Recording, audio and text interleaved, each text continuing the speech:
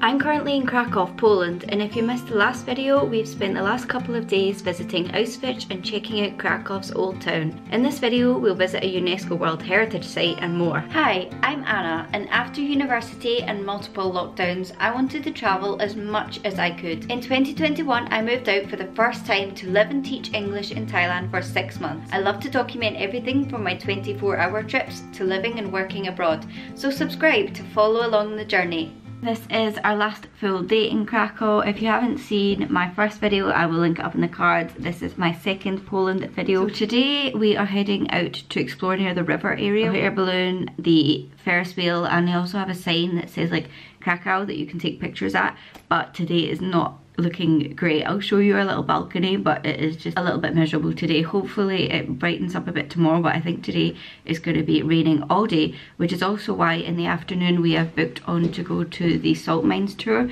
I can't pronounce what it's called, but I'll put it on the screen where we're going, and I'm really excited. It was Kaylee's idea, but the Google images look insane as well. So it's a little bit miserable, but we are walking to the Eye. I don't know if we're going to go on because even though it's enclosed, I don't know how much you're going to be able to see because I feel like the visibility is not going to be great. So it doesn't seem like the hot air balloon is going up. I don't know if that's because it's weekend, I don't know if it's because it's raining. We weren't planning on doing that anyway because it's £14 and it just goes up and down. But it looks like there's a little fairground below the Eye. We're just going to take a walk around, also hopefully find a Krakow sign and then find somewhere for brunch, but also it seems like this side of the river is a lot more like businessy or hotels and offices.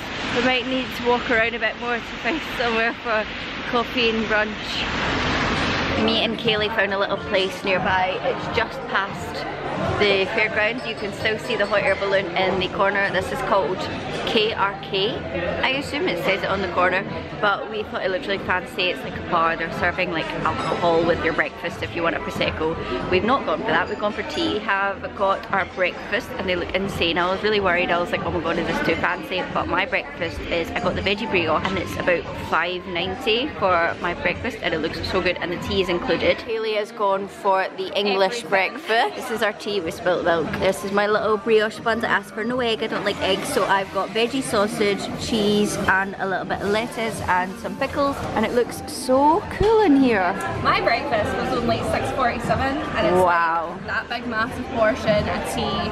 Could have got a Prosecco with it. You can't even get a glass of Prosecco in the UK for £6. We spent the afternoon at the salt mines, which are about 25 minutes outside of the city. We bought our tour on Get Your Guide for £54.84 for both of us. It didn't include transport, so we used Bolt to get there and back, which cost about £7 each way. The salt mine was excavated from the 13th century and produced salt right up until 2007, making it one of the world's oldest operating salt mines. It is now an official Polish historic monument and a UNESCO World Heritage Site. Through the tour we descended 443 feet down a staircase and discovered its shafts and passageways and numerous statues carved by miners completely out of salt. It has displays of historic salt mining technology and an underground lake. The star of the show is definitely the largest of the 4 chapels underground, which has religious depictions all carved entirely out of salt. I found it an amazing feat of historic engineering, architecture and art. It takes around 3 hours total, but I definitely recommend it. And don't worry, there is a lift back up.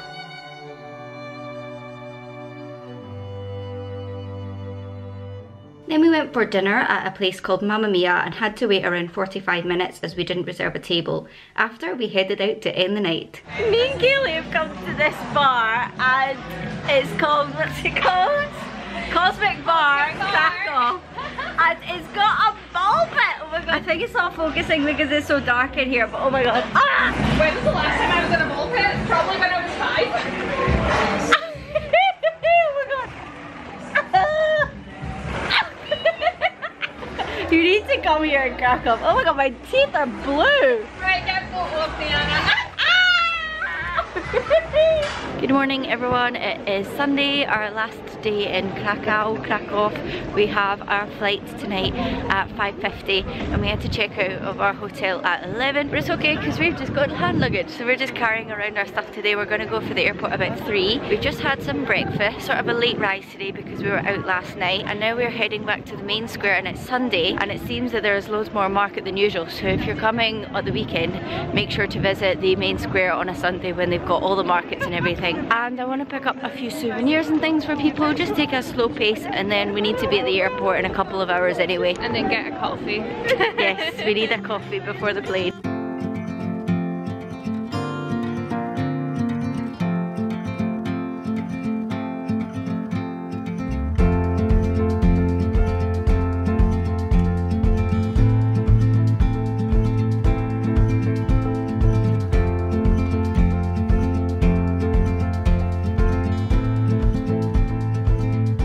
Just like that, I am back home in Glasgow. Our flight from Krakow to Edinburgh was slightly delayed, but apart from that, everything else went smoothly. I absolutely loved Krakow. Like I said, this was my first time in Poland, and I didn't really know what I was expecting, but that wasn't what I was expecting. It is so unbelievably gorgeous. I felt like I was repeating myself the whole time through the video saying everything is gorgeous, but it is. It's so open and pedestrian friendly and green, and there's trams everywhere, and I didn't even really see that many cars, and it wasn't loud at all. And I also really liked our decision to do the day trips to Auschwitz and the salt mines, obviously because of it's a really interesting thing to go and see, but also it allowed us to go outside of the city for a couple of days and sort of enjoy the drive through the more suburban areas of Krakow. Something else I wanted to know actually before I leave was that me and Kaylee went out for 3 nights. We didn't go like crazy or anything, but we went out to the bars. We went to the, I can't even remember what it's called, the Bull, which is like a typical just like